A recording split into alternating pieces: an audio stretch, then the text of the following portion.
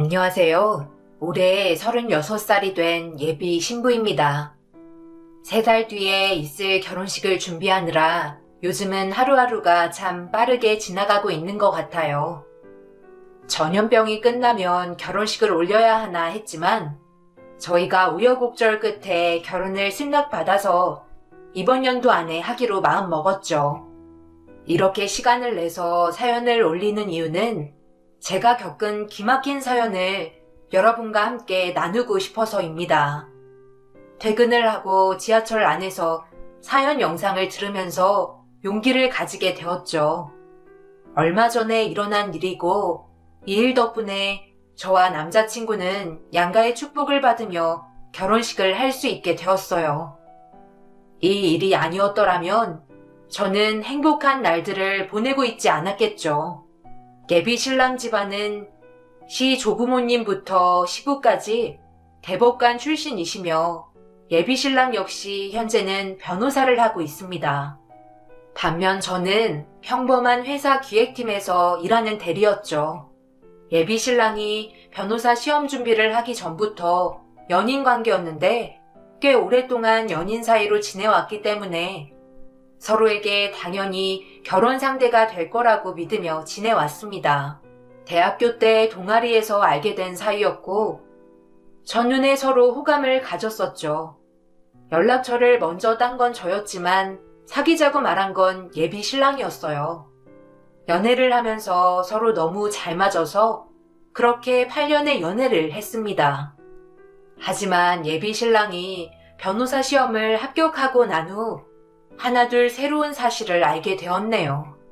예비 신랑네 집안이 잘 나가는 대법관 출신의 아버지와 고등학교 교장 선생님이신 어머니, 그리고 뉴욕에서 법학 공부를 하는 누나까지 있다는 사실을 알자 현실이 눈앞에 덜컥 다가왔음을 직감했습니다. 왜냐하면 예비 신랑의 집안에 비해 저희 집안은 너무나 초라하고 형편없었기 때문이에요. 물론 집안을 서로 비교하면 한도 끝도 없고 주변 사람들한테 오히려 집안 보고 결혼하냐고 서로가 좋으면 된 거 아니냐며 잔소리했던 저였지만 막상 제가 겪는 일이 되니까 실제로 너무나 차이가 나는 집안이어서 덜컥 겁이 났네요. 예비 신랑은 아무렇지도 않게 자신의 집안을 소개했지만 전 걱정부터 앞섰습니다. 결혼은 현실이라는 선배들은 제 고민을 듣고 아무리 사랑한다지만 결혼은 두 사람이 하는 게 아니라 양가 가족들 모두 포함해서 하는 거라며 조언 같은 잔소리를 해주었어요. 다른 선배는 제가 이 집안과 결혼하면 3년 안에 이혼할 것 같다는 악담도 해댔죠. 다들 이런 식으로 제 결혼에 대해서 부정적으로 나오니 괜히 오기도 생기고 보란듯이 잘 살고 싶은 마음도 생기더군요. 또 예비 신랑 역시 주변 사람들 말에 신경 쓰지 말라며 저를 다독여줘서 앞으로 당당해지기로 마음 먹었습니다.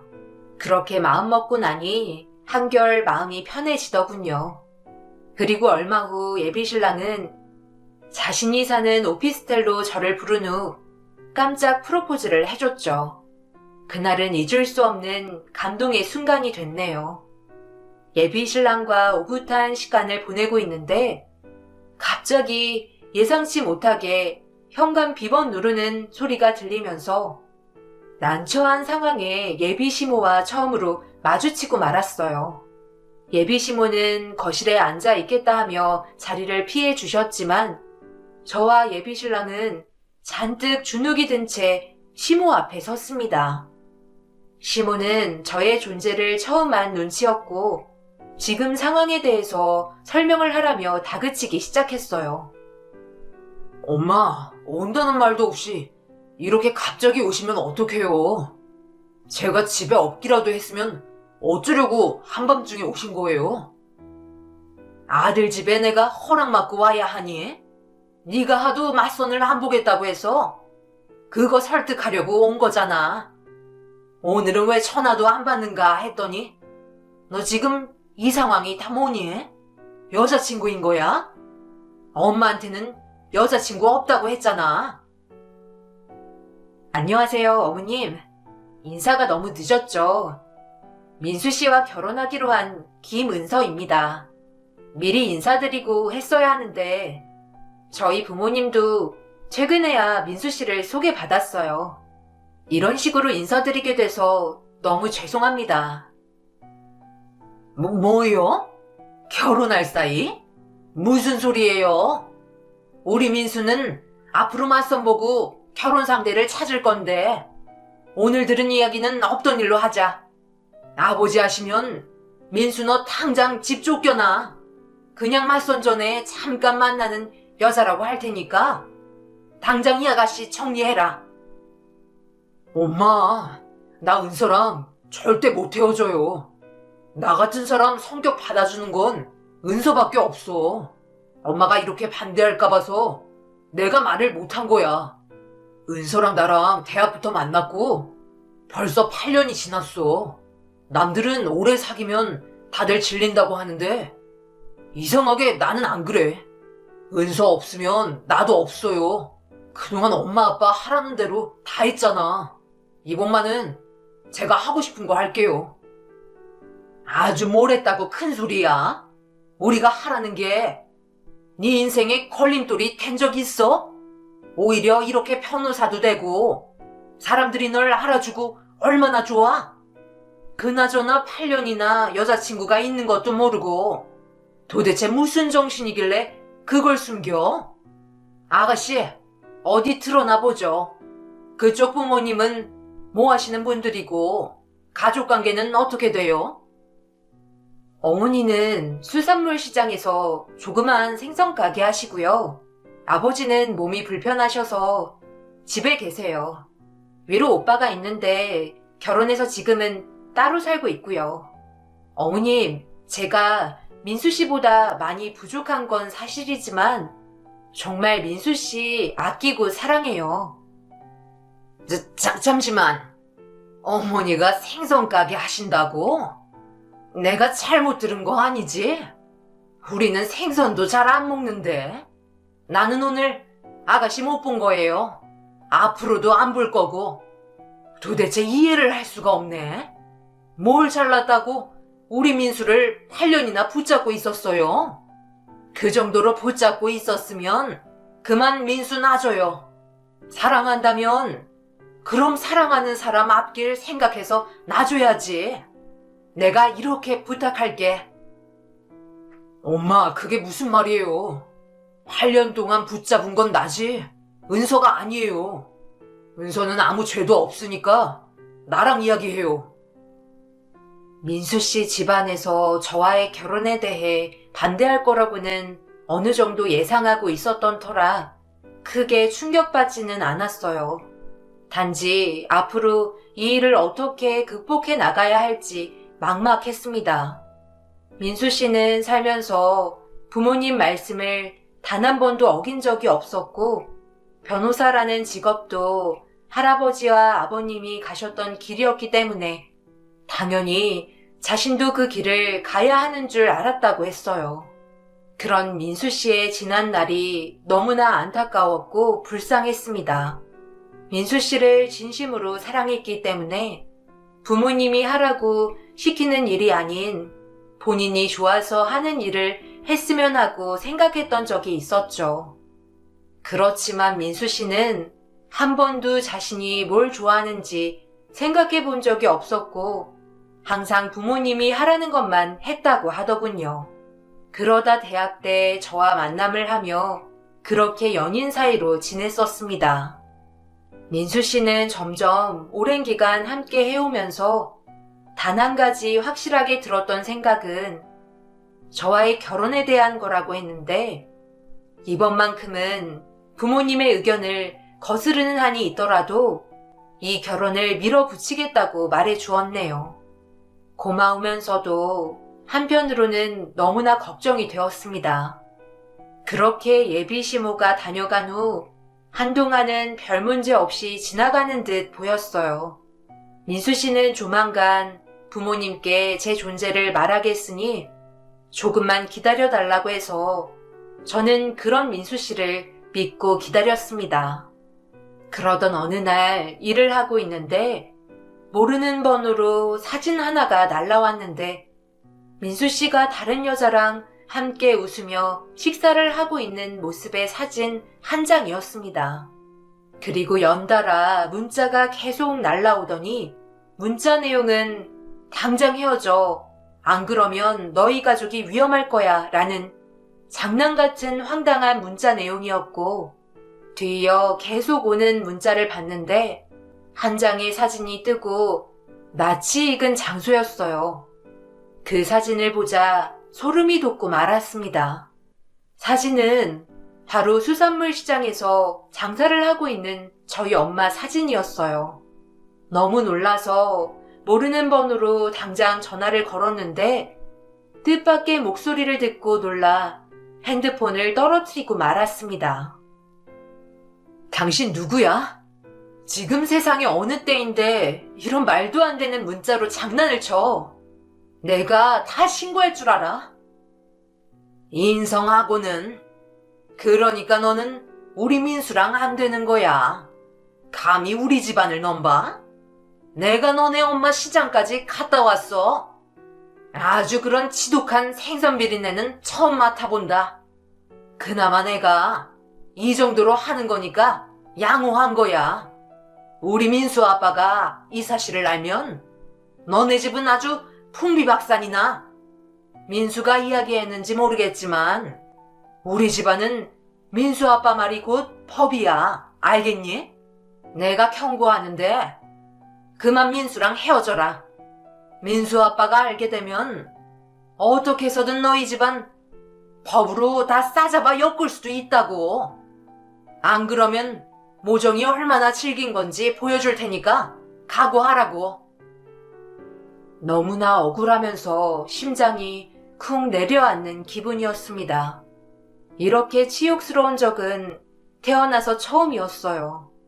저희 엄마는 다친 아빠를 대신해 홀로 생선 가게를 운영하면서 저와 오빠를 학자금 대출 없이 대학을 보냈어요. 그것 하나만도 엄마에게 너무 감사하고 빚을 졌다고 생각했는데 시모의 무례한 행동에 이를 악물었습니다. 또 아빠는 처음부터 몸이 불편한 게 아니라 어쩔 수 없는 교통사고로 두 다리를 잃으셨던 거였어요. 저희가 태어나기 전에 신혼 초였던 한 여름에 시내버스를 타고 가는 퇴근길에서 그만 대형 트럭과 전복사고가 일어나면서 그 바람에 아빠는 두 다리를 잃고 말았다고 했습니다. 그 후 아빠는 매일 안 좋은 생각만 하시면서 다리가 없는 자신의 모습을 보며 슬퍼하셨어요. 그 모든 걸 옆에서 눈물을 참으며 지켜준 분이 저희 엄마였네요. 너무나도 존경스럽고 생각만 해도 마음 아픈 부모님을 미행했다는 사실이 너무나 화가 났습니다. 이 세상과 작별하려고 뱃속에 우리 아이를 생각해서라도 끝까지 살아남아야지. 당신이 못하는 거 내가 앞으로 다 해내면 돼. 그리고 뱃속에 아들이라잖아. 애한테는 앞으로 나보다 아빠가 있어줘야 할 텐데 자꾸 나쁜 생각 말고 우리 아들을 위해서라도 이겨내야지. 나도 당신이 있어야 해. 다리 없으면 어때? 이렇게 살아있는 게 감사한데. 아들이라잖아. 아들인데 내가 사라져줘야 하지 않겠어? 당신도 힘들고 세상에 태어났는데 두 다리 없는 아빠가 자기 아빠라고 해봐. 얼마나 창피하고 받아들이기 힘들겠어. 내가 자식이 자라면서 힘들어하는 그 모습을 어떻게 봐. 아빠라는 사람이 나약한 소리 하지도 마. 없는 아빠보다 함께 옆에 있어주는 아빠가 100번 1000번 나아. 당신도 알 거 아니야. 아들이니까 아빠 없는 게 얼마나 서러운 건지. 만약에 태어나서 당신을 거부한다면 그건 우리 아들이 아니야. 우리가 이렇게 훌륭한데 당연히 우리 자식도 훌륭할 거 아니야. 그러니까 나약한 생각하지 말고 강해져서 아들한테 멋진 아빠가 되란 말이야. 그 후 아빠는 엄마와 태어난 오빠를 위해 마음을 다잡았고 오빠가 태어나고 4년 후에 제가 태어났습니다. 어렸을 적부터 배려하고 아끼는 두 분의 모습을 보면서 저도 나중에 커서 결혼을 하게 되면 아빠와 엄마처럼 서로 위해주고 배려하며 사는 부부가 되겠다고 다짐했었죠. 어떤 역경이 와도 부모님 앞에서는 버틸 수 없을 것 같았습니다. 하지만 민수 씨와의 결혼을 생각하면서 부모님 같은 결혼 생활은 있을 수 없을 것 같았고 도저히 예비 시모의 행동을 용서할 수 없었네요. 얼마나 본인들이 잘났으면 사람을 이렇게 비참하게 할 수 있을까요? 하지만 시모의 악행은 여기서 끝나지 않았어요. 처음에는 엄마의 가게만 가서 엄마가 일하는 모습을 사진으로 찍었지만 이제는 저희 아빠에 대해서 어떻게 알았는지 아빠가 다리가 불편해서 전동 휠체어를 타고 다니는 모습을 찍어서 또 문자를 보내더군요. 이번만큼은 도저히 참을 수 없어서 민수 씨에게 말했고 가족을 건들면서까지 이 결혼을 하고 싶은 마음이 사라져서 결국 먼저 헤어지자고 했습니다. 하지만 생각지도 못한 민수 씨의 말에 놀라서 그 자리에서 상견례 날짜를 정하고 말았네요. 이 사진들 좀 봐. 낯익은 번호라 누군지 말 안 해도 알겠지? 어떻게 당신 엄마라는 분이 이럴 수 있어? 이건 범죄야. 장난을 치셔도 도를 넘으셨다고. 내가 어디까지 참아야 해? 민수 씨를 너무 사랑하는 건 맞는데 이러면서까지 결혼하고 싶지 않아. 우리 부모님 정말 훌륭한 분이셔. 당신도 만나서 알잖아. 꼭 당신 친부모님들 같다면서 내 앞에서 눈물까지 흘렸잖아. 우리 부모님들 그러신 분이야. 사람 배경 보지 않으시고 그저 당신 하나 됨됨이 착한 심성 보시고 진심으로 아들처럼 대해주셨어. 그런데 지금 민수 씨 어머님이 하신 행동들 어떻게 생각해? 이게 정상적이라고 보여져? 미안해. 엄마가 이렇게까지 하고 있는 거 사실 알고 있었어. 그리고 오히려 나는 이 상황이 잘 됐다고 봐. 어쩜 이게 우리한테 기회가 될지도 몰라. 내가 다 알아서 할 테니까 은서야, 나 믿고 한 번만 따라와 줄래? 곧 아빠한테 전화가 올 거야. 그리고 나면 우리 상견례 날짜만 잡으면 돼. 그리고 결혼식 날짜도 잡고. 나만 믿어. 그게 무슨 말이야? 아버님한테 전화가 올 거라니. 상견례 날짜는 또 뭐고? 어머님이 이렇게 반대하시는데 우리끼리 상견례 하자는 거야? 당신을 내가 몰라 이래? 당신은 절대 가족 버릴 사람 아니야. 그냥 깨끗하게 이 결혼 무르자. 어머니 말처럼 8년 동안 우리 정말 행복했잖아. 그 정도까지만 나도 만족하고 싶어. 더 이상 안 좋은 모습 보고 싶지 않아. 나는 8년도 행복했고 앞으로의 내 인생도 은서 너랑 평생 행복할 거야. 아빠한테 전화 왔다. 너 이 자식, 지금 네가 우리한테 이렇게 하는 게 자식된 놈이 할 짓이야? 당장 그 사진이랑 문자 지우지 못해?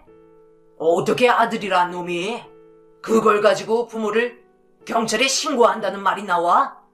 네 엄마가 홧김에 그렇게 한 것 가지고 네가 이렇게 나오는 게 말이 돼? 지금 네 엄마는 울며 머리 잡고 쓰러졌어. 네가 여자 하나 때문에 부모를 버린다고 난리다. 당장 핸드폰 가지고 집에 들어와라. 안 그럼 내가 널 가만 안 둬. 그리고 신고하면 절대 안 돼. 상견례 날짜 언제 잡으면 좋을까요? 아버지는 체면이 중요하신 분이시잖아요. 제가 만약에 어머니가 은서한테 보낸 이 문자와 사진들 가지고 경찰에 가져가면 어떤 그림이 펼쳐질지 아버지가 더 잘 아실 거예요. 어머니도 얼굴 들고 학교 못 나가시겠죠. 교장 선생님이나 되셨는데 언론에도 뿌려볼까 생각 중이에요. 학교에서 징계위원회 열리지 않을까요? 며느리가 마음에 안 든다고 그 집안을 몰래 따라다니며 사진이다 찍으시고요. 정말 제가 은서 보기 창피합니다. 저 이번만큼은 절대로 안 물러나요. 그동안 부모님이 하라는 대로 다 하며 착실하게 아들 노릇 했잖아요. 그나마 제 불행한 인생에 은서가 아니었으면 끔찍했을 거예요. 아버지랑 어머니, 은서한테 이러시면 안 돼요. 우리 아들이랑 결혼해줘서 정말 고맙다고 하셔야 한단 말이에요. 아버지, 상견례 날짜 언제로 잡을까요? 민수 씨는 제가 보여준 사진과 문자를 아버님께 그대로 전송하면서 결혼을 담보로 이런 계획을 짰더군요. 예비 시부와 시모는 자신들의 지위가 있기 때문에 아들이 정말로 신고를 할 수도 있다고 생각을 하셨는지 얼떨결에 그 자리에서 상견례 날짜를 잡았습니다. 처음으로 부모님을 거절한 민수 씨가 너무나 멋져 보이면서 분명 결혼하지 않겠다고 마음 먹었었는데 오늘 보여준 행동에 제 얼었던 마음은 눈 녹듯 녹았고 저에게 따라와 달라는 말처럼 민수 씨를 믿고 따라가 보자는 마음을 먹었네요. 드디어 상견례 날이 왔고 오빠네가 부모님을 모시고 약속 장소로 오기로 했습니다. 저와 민수 씨와 시부모님은 미리 와서 기다리고 있었죠. 퇴근 시간인지 차가 밀려 오빠네회와 부모님은 20분이 지나도 올 기미가 보이지 않아서 기다리다 못해 시부는 급하게 종업원을 부르며 4인 식사를 가져와 달라고 부탁했습니다. 하지만 아직 상견례에 오기로 한 저희 부모님이 오시지도 않았는데 음식을 미리 시켜놓는 것도 아니고 저와 민수 씨와 예비 시부모님 것만 달랑 주문해서 당황하고 말았네요. 아버지, 아직 은손의 가족분들도 안 왔는데 미리 음식 주문한 건 예의가 아닌 것 같은데요. 그러게 미리미리 서두를 것이지. 누가 늦으래? 분명 약속 시간은 5시였잖아. 지금 5시 20분이 넘었다. 내가 그렇게 한가한 사람으로 보이나 보지? 난 음식 나오면 먹고 갈 테니까 그런 줄 알아라. 제가 나가서 다시 전화하고 올게요. 민수 씨, 아버님 시장하실 테니까 음식 나오면 먼저 식사하시고 계시라 그러자. 아버지, 이건 예의가 아니잖아요. 그렇게 예의랑 체면 따지시는 분들이 이런 행동 보이시니 할 말이 없네요.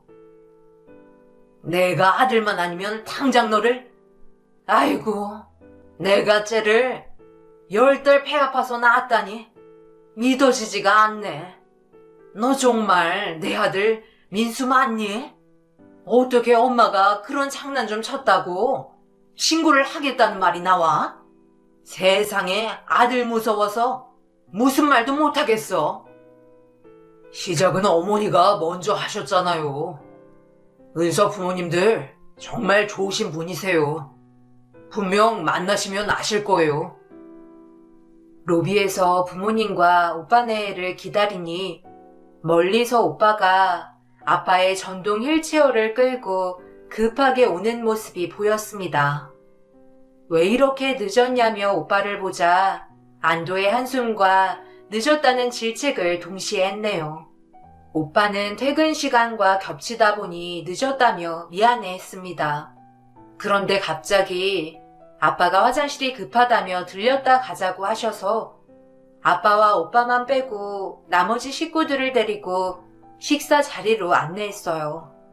그때 마침 시부가 자리에 일어나려던 찰나였는데 아슬하게 상견례를 할 수 있게 되었습니다.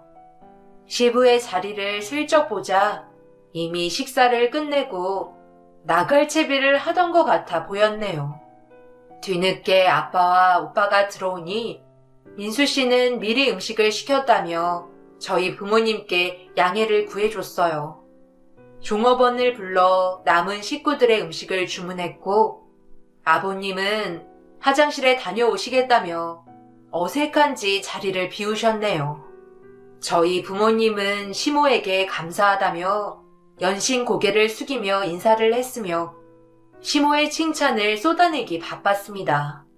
본인을 칭찬하는 소리가 싫지만은 않았는지 시모는 금세 얼굴에 웃음꽃이 피었고 그 모습에 민수 씨와 저는 어이없는 표정으로 눈을 마주쳤네요. 어쩜 이렇게 아드님을 잘 키우셨어요. 역시 교장 선생님이시라서 다르긴 다르나 봐요. 인성이며 인품이며 민수가 정말 어디 하나 부족한 게 없더라고요. 그 부모 밑에 그 자식인 거겠죠? 정말 대단하십니다. 제가 교직 생활을 30년 이상을 했어요. 다들 어떻게 그렇게 자식 농사를 잘 지었냐고 부러워하긴 하더라고요. 그나저나 생선 가게 하신다고 들었는데 그래서 그런지 아까 들어오시는데 비릿한 냄새가 확 나더라고요. 제가 워낙 예민해서 금방 냄새를 맡아요. 다들 못 느끼셨나? 그리고 저희 집이 보통 집안이 아닌 건 알고 계시죠? 지금도 민수한테 시집 오겠다는 집들이 너무나 많아요. 저희는 결혼시키면 대충 하지 않을 겁니다. 물론 저희 쪽도 받기만 하지는 않겠지만 상대하실 수 있으실지 결혼 자금이 꽤 들 텐데 어떻게 이 결혼을 허락하실 생각을 하셨어요?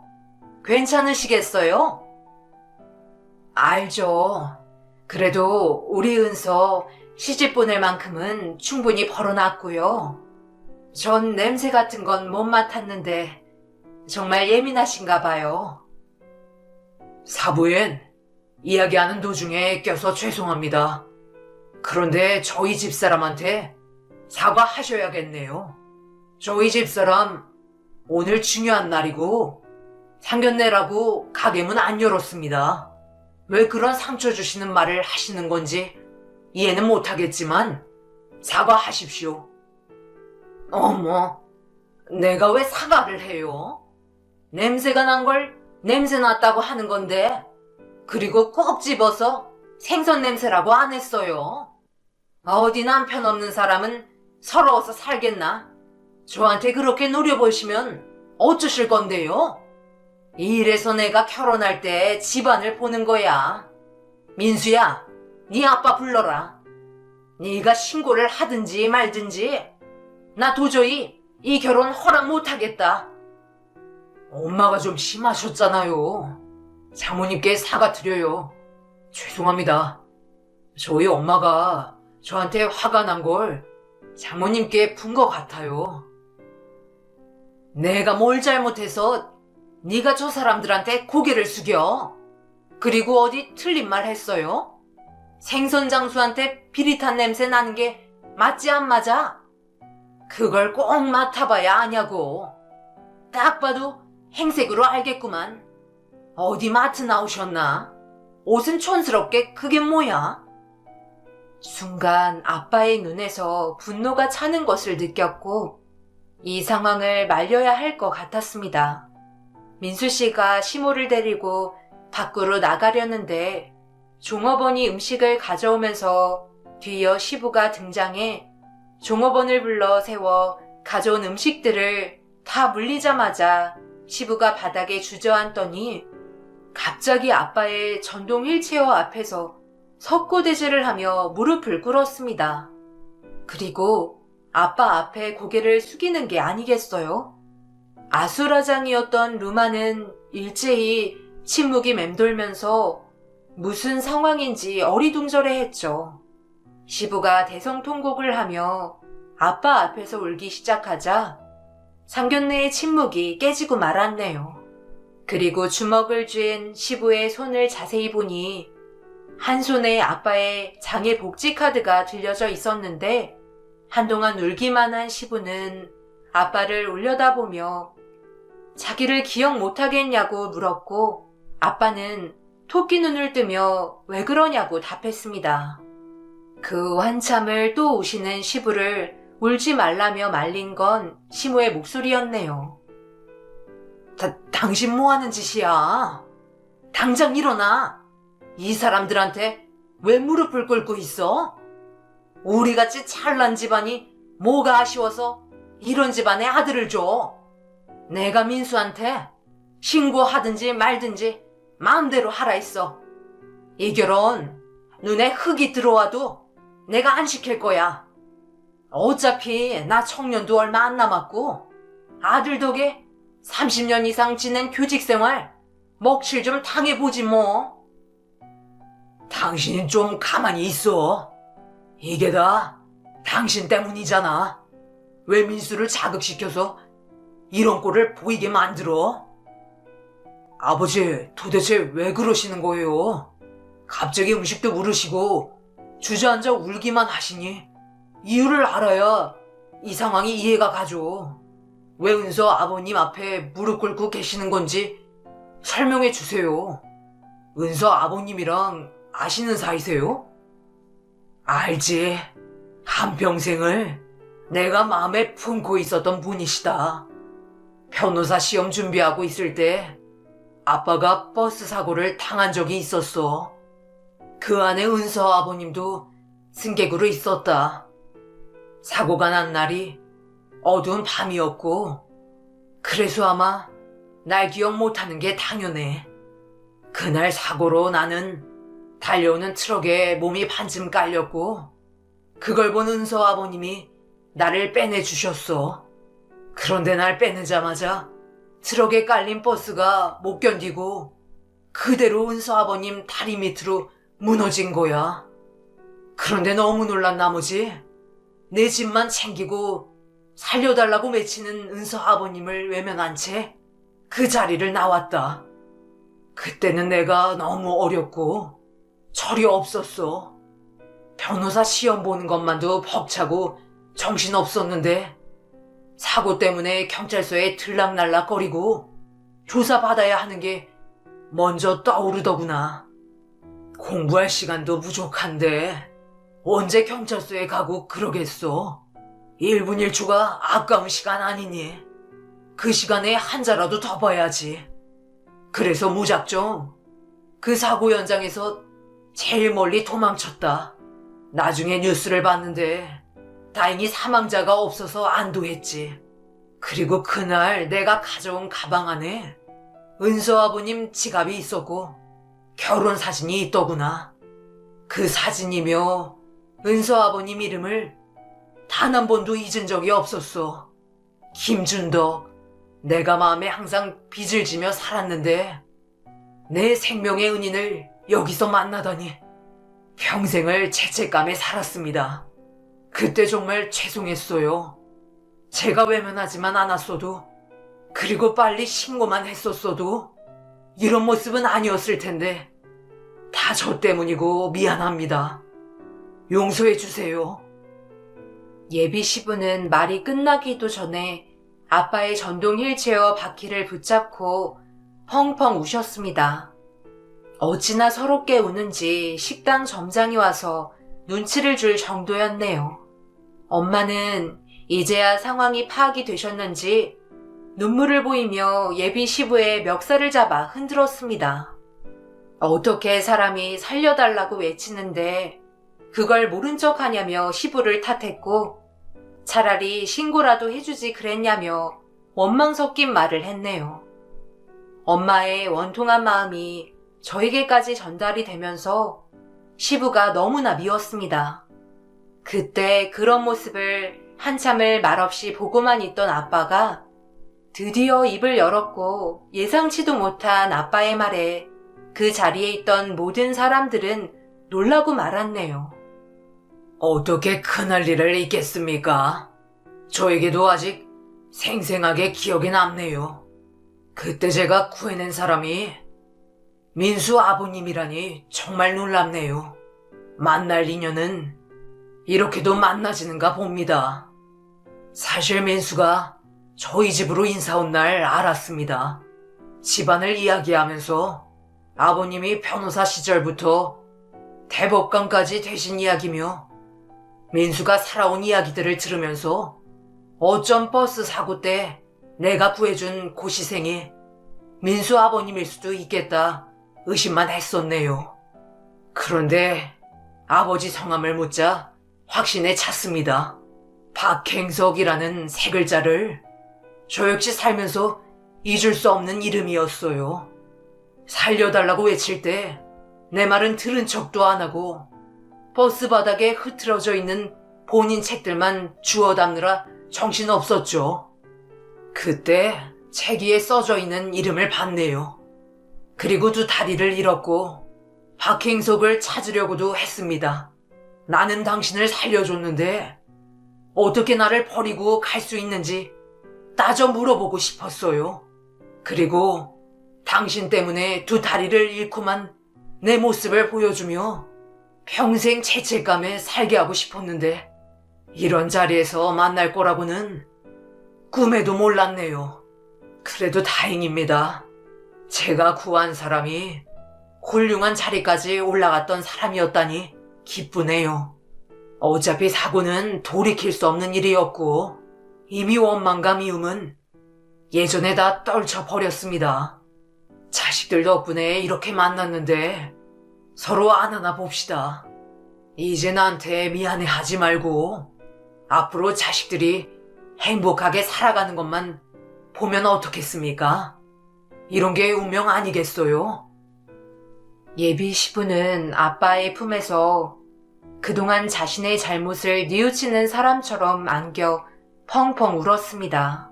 아빠의 사고에 이런 사연이 있을 줄은 정말 몰랐어요. 그동안 얼마나 마음고생을 했을지 저 같으면 아직도 미움과 원망 때문에 자식 결혼을 허락하지 않았을 것 같은데 아빠는 오히려 자식들의 결혼을 축복해 주자며 시부를 설득해 주셨어요. 시부는 태도를 확 바꾸며 당연히 결혼을 허락한다며 저와 민수 씨의 손을 맞잡고 잘 살라는 당부를 하시면서 시모의 행동에 대해서도 대신 미안함을 전했습니다. 60평생 살면서 이렇게 사람 보는 눈이 없을 줄이야. 은서야, 내가 정말 미안하다. 당신도 와서 빨리 은서한테 사과해. 우리가 정말 귀한 며느리를 놓칠 뻔했어. 아버지가 이렇게 훌륭하신 분인데 은서 역시 그 아버지의 그 딸이겠지. 은서야, 부족한 내 아들과 만나줘서 너무 고맙다. 앞으로 살면서 나와 집사람이 이 은혜 다 갚을 테니까 우리가 모질게 굴었던 것들은 다 잊어주렴. 미안하다. 아빠의 용서와 장애인 복지 카드가 아니었다면 이 결혼은 과연 이루어졌을까요? 서로 상처만 주는 말들로 영영 원수가 될 사이가 됐겠죠. 아니면 이미 모든 걸 알고 있었던 아빠의 말로 이 결혼은 성사됐을 수도 있었겠네요. 결말이 어떻게 됐든 저와 민수 씨는 그토록 바래왔던 결혼을 하게 되었어요. 시부와 아빠는 서로 친구처럼 매우 가깝게 지내고 계십니다. 거의 일주일에 한 번씩은 서로 만나서 이야기를 터놓으시더라고요. 시모와의 관계는 아직도 어색하지만 조금 어색한 대로 둘까 합니다. 선배들의 조언으로 봐서는 고부 사이에 어색한 게 더 좋을 때도 있다고 하더군요. 결혼을 하게 되어서 너무 기쁘네요. 더 기쁜 건 양가 어른들의 축하 속에서 결혼을 할 수 있게 된 점이겠죠. 여러분, 곧 가을의 신부와 신랑이 될 저희에게 응원의 댓글 달아주시면 댓글에 힘입어 앞으로 열심히 살겠습니다. 긴 사연 읽어주셔서 감사하며 하시는 일 모두 잘 되시길 기원 드립니다.